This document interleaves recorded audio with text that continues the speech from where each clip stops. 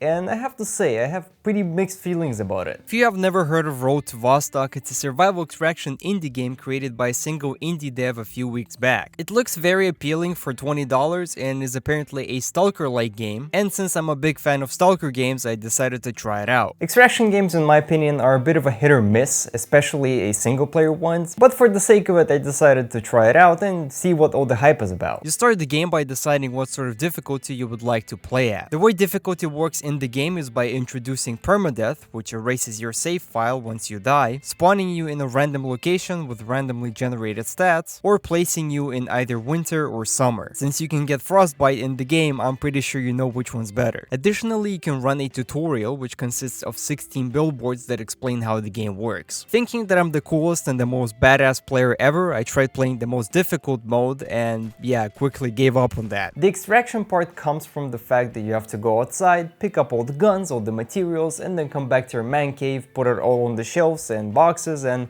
then go outside again. The first main area you visit is Area 05, which is the first of the 3 that you have to explore, scaling from hardest to easiest all the way to the fabled Vostok, dying in which causes the game to permanently delete your save file even if you're playing on normal difficulty. But before you can even smell the air of Vostok, you first have to prepare yourself. And for that, you have to start looting houses and collect resources to increase your chances. Your first area to explore will be inside of a village, which is filled with houses and cabins you can explore. The goal for now is pretty simple. Loot drawers, cabinets, boxes, and trash and search for food, loot, guns, and attachments, collect as much stuff as you can, and store them inside of your cabin. Although dying doesn't erase your save, you do lose all the items you found because with each cabin visit, the world resets to new state. Since each in-game day is around 2 hours long, you have enough time to go and explore the entire map. Not only there's plenty of food to find, but also pillows and blankets that can be used to skip the night or restore energy. It is basically just collecting loot outside and hoarding it inside of your cabin. That's pretty much what the entire game is about. But you're not the only one. Every time you go outside, you have a chance to stumble upon a bandit that, just like you, looks around for loot and resources to survive. At first, they might seem to be difficult, considering you don't have a hand-to-hand combat option. You try to avoid them as much as possible because one fatal shot can lead to concussion, bleeding, or broken bones, which reduces your chances of survival to 0 until you randomly find a rifle in the kitchen drawer. What I found pretty cool about AI is if it's on low health or is trying to hide, it's actually going to go inside of a small room and just hide there until you find them. And after a few jump scares like that, you really start going into each house like it's a drug cartel house and you're a SWAT team, checking every single corner of the room. And you know what?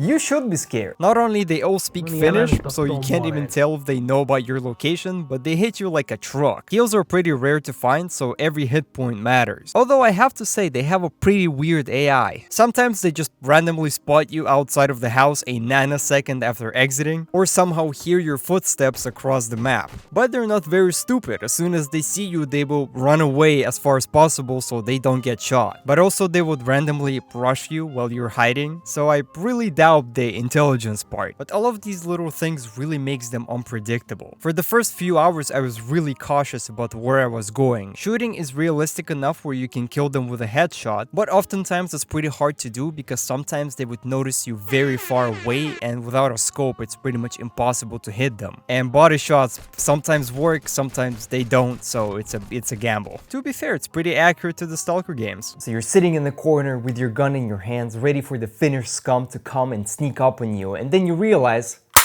you don't have any bullets. And worst of all, there's no magazine. That's one of the many aspects that Road of Vostok uses to add realism and increase difficulty to your gameplay. If your gun runs out of ammo, you have to unload a magazine, load it with bullets, and put it back into the gun. The fact that you have to put every bullet individually doesn't help either. Thankfully, if you have a few magazines in the inventory, you can swap between them with a good old reload, but it definitely teaches you to be considerate before each trip. You forget about the ammo one time and are at risk of entering a gunfight with an empty barrel. I don't even have ammo in this bit. Same goes for food and drinks. You need to be aware of all those stats and keep some extra food at all times. And besides finding food, water, and clothing, you can also find items that are required for the trader tasks. There's a few NPCs you will stumble upon and they would sell loot corresponding to their profession. Each one will also have a task list that you can complete, which not only gives you some cool items in return, but also increases trust with them, which reduces the trade tax. Yeah, apparently there is an insane tax with the traders. It's insane. 200%? Holy shit. Considering there is no minimap in the game, I think the most useful item you can get is a map. Apart from the award items, you can also get a shelter key in the process, which unlocks a new safe house that you can use to store your loot. So why did I say I have mixed feelings about it? Well, because it's still in early access. It's not rare to see indie games come out raw or on a per episode basis to get some money to continue working, so there is no point of criticizing that. And I don't really mind looting over and over again, but with the current content that the game has, it's really hard to stay playing it for more than 2 hours at a time. AI feels like it's more confused than I am and still requires some work.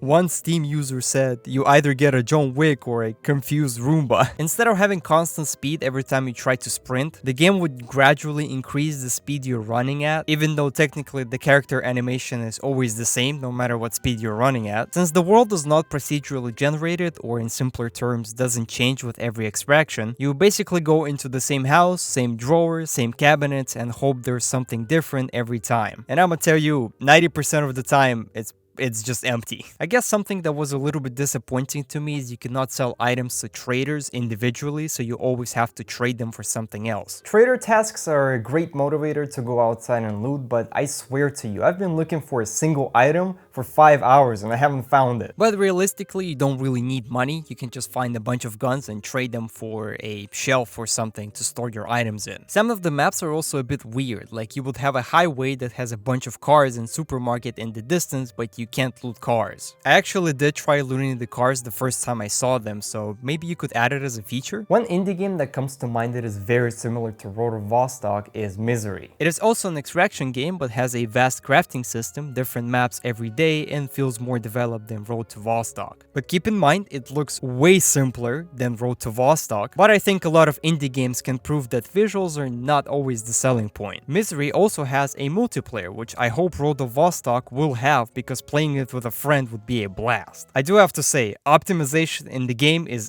out of this world. 180 FPS with no DLSS or frame generation, that is like a dream come true, considering the quality of the graphics. So yeah, let me know what you think. Maybe you can recommend me a game to try out, and next week I'll play something else.